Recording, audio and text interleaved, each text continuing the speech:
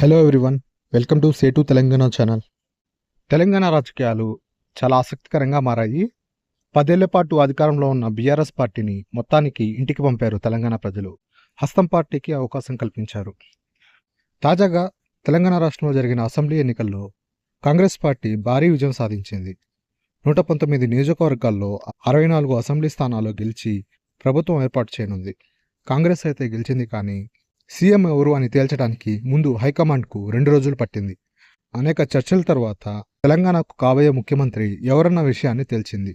తీవ్ర ఉత్కంఠ కొనసాగిన చివరకు కాంగ్రెస్ పార్టీ సంచలన నిర్ణయం తీసుకుంది. చివరికి కాంగ్రెస్ పార్టీ సీఎంగా రేవంత్ రెడ్డి పేరుని ప్రకటించింది. అసలు విజయభేరి సభలో కాంగ్రెస్ పార్టీ ప్రకటించిన 6 గ్యారంటీ స్కీములు ఇవే. అవి ఏంటంటే, 1. మహాలక్ష్మి పథకం. సభకు వచ్చిన సోనియా గాంధీ తెలంగాణ సోదర సోదరీమణులకు నమస్కారాలు అంటూ తన ప్రసంగాన్ని మొదలుపెట్టారు. అనంతరం కాంగ్రెస్ అధికారంలోకి రాగానే నెరవేర్చేలా 6 గ్యారంటీలు ఇస్తున్నట్టు ప్రకటించారు.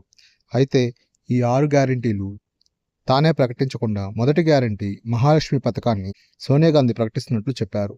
రాష్ట్రంలో తాము అధికారంలోకి వస్తే మహిళలకు నెలకు 2,500 రూపాయలు అందజేయనున్నట్లు తెలిపారు. అదేవిధంగా మహిళలకు ఉచిత బస్సు ప్రయాణం కల్పించనుంది. 500 రూపాయలకు వంట గ్యాస్ సిలిండర్ ఇవ్వనున్నారు. ఇక రెండవ పథకం రైతు భరోసా పథకం. అన్నం పెట్టే రైతు ఆత్మహత్య చేసుకుంటున్నాడు. రైతుల ప్రాణాలను కాపాడుకునేందుకు అన్నం పెట్టే అన్నదాత అభివృద్ధి కోసం ఈ పథకాన్ని తీసుకొచ్చింది Congress party. AICC chief Mallikarjuna Kharge Rythu Bharosa పథకం ప్రకటించారు. ఈ పథకం కింద ఎకరాకు 15,000 రూపాయలు ఇస్తామని తెలిపారు. పట్టా భూమి రైతులతో పాటు కౌలు రైతులకు 15,000 రైతు భరోసా ఇవ్వనున్నట్లు చెప్పారు. భూమి లేని నిరుపేదలు, రైతు కూలీలకు ఏడాదికి 12,000 చెల్లిస్తామని వెల్లడించారు. వరి పంటకు క్వింటాలకు అదనంగా 500 రూపాయలు బోనస్ అందజేస్తామని వివరించారు.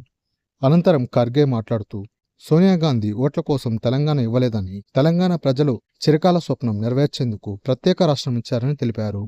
మూడవ పథకం గృహజ్యోతి పథకం. ఈ పథకం కింద గృహ అవసరాలకు 200 యూనిట్ల ఉచిత విద్యుత్ సరఫరా అందజేయనున్నారు. తెలంగాణ కోసం పోరాడిన వారికి 200 గజాల ఇండ్ల స్థలం ఇస్తామని ప్రకటించారు. 4వ పథకం ఇందిరమ్మ ఇళ్ల పథకం. ఈ పథకం ప్రకారం గృహ నిర్మాణానికి 5 లక్షల ఆర్థిక సహాయం ఇవ్వనున్నారు. ఇక 5వ పథకం యువ వికాస పథకం. కళాశాల విద్య పూర్తి చేసిన విద్యార్థులకు 5 లక్షల చొప్పున ఇస్తామని ప్రకటించారు. యువ వికాసం కింద విద్యార్థులకు కోచింగ్ ఫీజు చెల్లించనున్నారు. అదేవిధంగా 2 లక్షల ఉద్యోగాలు కల్పించనుంది. ఇక చివరిది 6వ పథకం చేయూత పథకం. వితంతు మహిళలకు, చేనేత కార్మికులకు, వికలాంగులకు, వృద్ధులకు ఆసరా పథకం కింద 4,000 రూపాయలు పింఛనును అందజేయనున్నారు. మరోవైపు దళితులకు, గిరిజనులకు 12 లక్షల ఆర్థిక సహాయం ఇవ్వనున్నారు. చేయూత పథకం కింద 10 లక్షల ఆరోగ్య బీమా అందజేయనున్నారు. ఇవే అండి కాంగ్రెస్ పార్టీ హామీ ఇచ్చిన 6 పథకాలు.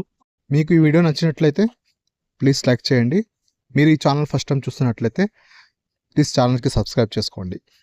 Thanks for watching this video.